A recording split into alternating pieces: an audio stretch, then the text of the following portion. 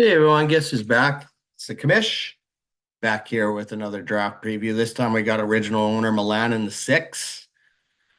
A guy that always every year it's always curious to me how you as an original owner. I always thought I sucked in the playoffs. It seems like I lose when I shouldn't. But you're 0-3. So every time you've made the playoffs, which obviously clearly is three times, you've lost in the first round, and that's tough to swallow, I'm sure, as an original owner, but a guy that's never dropped. And we'll have to see what your two commissions have to say this time. So I'm just going to get right into your preview here. Just give me a second here and I'll share my screen and we'll get into it. Milan in the six. Here we go. Tier one. Your current keepers, you're going with the triple running back monster. Not sure if I would call it a monster though, but you got the running back monster three-headed. Jonathan Taylor, down year last year with the contract dispute. Then came back, wasn't ready. Zach Moss kind of took the role.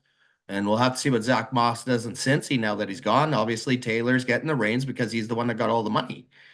And that's good news for you. I think Anthony Richardson's going to take some time to come back. They're going to rely on a running game early, and that might be good for you with Jonathan Taylor. I think he bounces back. Ezekiel Elliott, is he the RB1 in Dallas? If he is, Dallas sucks. It's that simple. Ezekiel's washed up. We saw it in New England. We also saw it in the latter half in Dallas, but I mean, he could be good for the 2 yard plunges. You know, when he gets the ball, he's going to be good for at least one or two on the ground, which is good for 0.1 or 0.2 at least. Then you got Zach Charbonnet. Right now, they're saying Kenneth Walker is the man there. But Zach Charbonnet, I mean, obviously, he's going to try to prove himself in year two of his development and try to get some more snaps for sure. I mean, obviously, running backs are premium, so it's never a bad thing to have running back keepers. Then you also got T. Higgins, just came out of the contract dispute. Sounds like he's now inked. Obviously, not long term. But T. Higgins, his fantasy production is probably good to be in Cincy with Joe Burrow, obviously. And then you got C.J. Stroud. I think this guy's might actually experience the sophomore slump, to be honest. Every sign is just pointing towards that, the hype.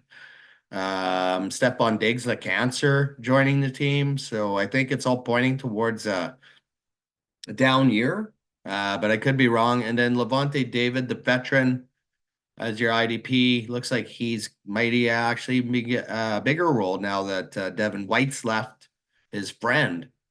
And we'll have to see how that translates into production for you. Looking at your pick situation, not a bad pick situation, right? Fifth pick overall. You should be able to find a game-breaking player there at fifth pick. You don't have a round five, you traded that away. You don't have a round 12, you traded that away. 5 and 12, those are two pretty decent rounds actually. To have. And that's the hard part there is, usually you get probably a linebacker there or a good flex role player. And obviously you took on the two late picks there in response in that trade. But I still think your pick situation is pretty good. I mean, 9 and 10, there's nothing wrong with that, obviously. And to have two late picks, big deal. And I think for you, you can compete, but again, you just got to find the right picks. And that's leads us to our likely first pick conversation. Sean has Jaden Reed. He said it's the best available. I don't think so. I think at 5, you're still going to have a chance at maybe King Henry.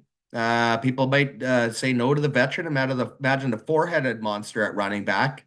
Debo, I think he could still be available. A game-breaking player in San Fran. Purdy, of course, in another year of development. And Jonathan Brooks. Will the rookie running back still be there? Obviously, Brooks would be part of the future, kind of like Charbonnet was when you picked him. So you have a lot of options at 5. Potential storylines. Well, let me get right into Sean's commentary. He says your keepers are mid-tier. Personally, think Stroud's a little overrated. Yes, he had that great season, but he doesn't have that rushing upside. So Sean thinking the same way as me. He's a rich man, Kirk Cousins, he says. Does he get help with Zeke back in Dallas? Not so sure, he says right now. I say he finishes 12th based on keepers and picks, but a good draft, he has potential but a weak draft, say he finishes 16 to 20. And I got you in around that range too, 17th. If things go bad, consolation. If things go well, it'd be up to you to prove us wrong. I just don't think Zeke and Zach Charbonnet are very strong keepers. It could be. I don't know the future, but Zeke might return back to early Zeke in Dallas, and obviously Dak's best friend there, so that has to have something, right, as part of it. So, but I just think again, you might have a year where you struggle. I think pick 5, even with the prospects of people like Debo and King Henry available, you may have to go with a rookie just to try to build your future again moving forward. And hopefully, Milan, next time you make the playoffs, you'll be able to get your first career win and not have an 0-4 record in the playoffs. It's a pleasure to have you, bro. And, I appreciate your commitment to this league. And yeah, good luck this year in that Maple Leaf. It doesn't get any easier in that division. And you guys have been competing for a long time. And it's almost now, like I have to say, is Danny actually gotten better than you, just as a, bit of a rivalry between you two. Good luck, Milan.